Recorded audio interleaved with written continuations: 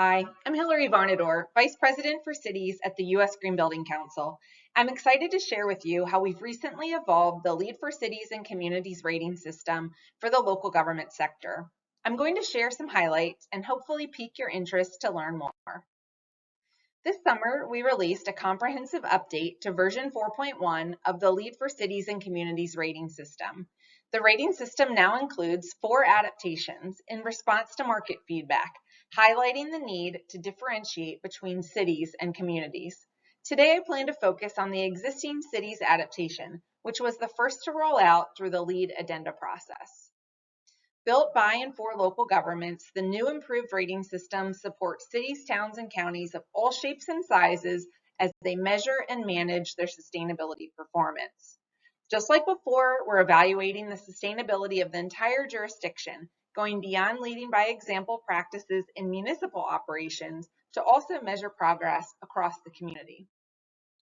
Since LEED for Cities and Communities released back in 2019, we've certified more than 50 local governments and supported nearly 200 registered projects around the globe.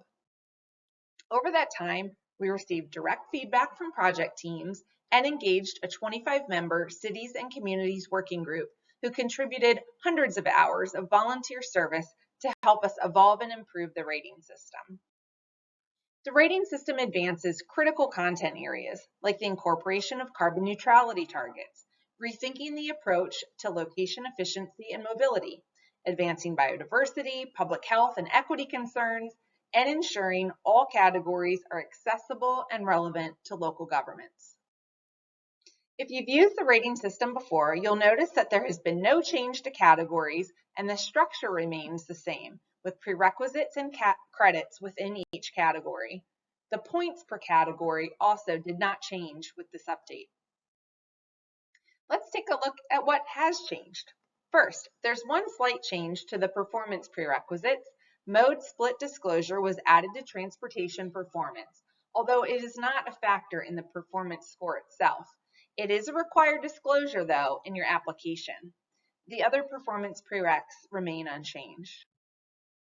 I've highlighted a number of new credits like mobility management, public health, as well as those that have new names like social services and infrastructure. There are changes to nearly every credit though, and let's walk through a few of them now to give you a heads up. So in the energy and emissions category, we have a new net zero carbon and climate action credit. We've always required you to report greenhouse gas emissions per capita, but this new credit provides local governments the option to demonstrate incremental progress towards net zero jurisdiction-wide emissions, enabling you to track progress toward your 2050 target through LEED for Cities certification. This credit also includes points for climate action plans if you use option 2. While we're in the EN category, energy efficiency and renewable energy now have an option for programs and policies. This is a common improvement rating system-wide where we try to incorporate actions that are proven to move the needle on community conditions or outcomes. Moving on to water, I'm especially excited about the improvements to stormwater management. Projects can achieve points for their designated green infrastructure network, for meeting impervious surfaces thresholds, or by implementing stormwater management regulations and BMPs. This is a new addition that I think many will pursue. The transportation and land use category has a lot of new exciting additions. Compact mixed use and transit-oriented development has updated thresholds for density, destinations, and transit.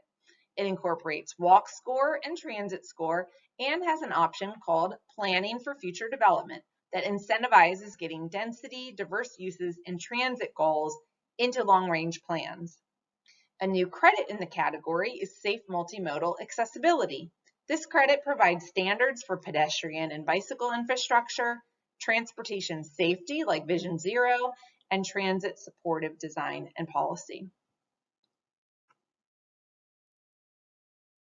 The quality of life category looks a lot different. It was reorganized to be easier to navigate, but a lot of the original content is still there. You'll notice new credits like social services and infrastructure, economic growth, educational attainment, and public health.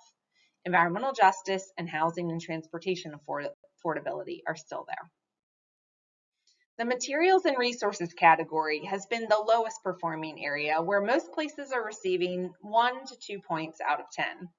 The waste performance prerequisite is concentrated on waste generation, and clearly our communities and we as individuals are using a lot of resources.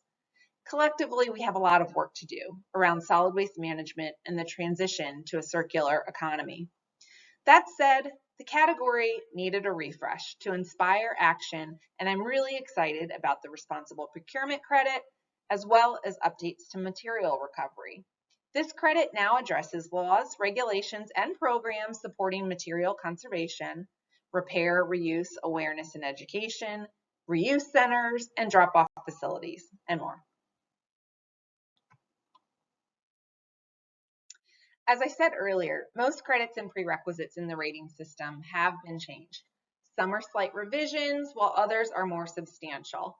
I invite you to visit the LEED Credit Library to learn more. Be sure to select the LEED City's existing rating system and version 4.1.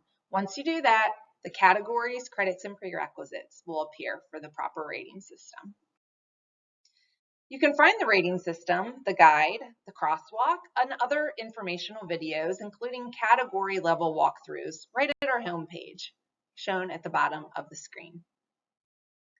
Getting to this update has been a journey, and I cannot stress enough how grateful we are to the volunteers who contributed to this process. Thanks to you, we now have a formal consensus body for cities and communities at USGBC. That is yet another exciting milestone that we reached this year. I hope this video has been helpful to you and inspired you to learn more. Reach out to us today at cities@usgbc.org, and we'll schedule some time to walk you through the rating system and process with your team. We look forward to working with you.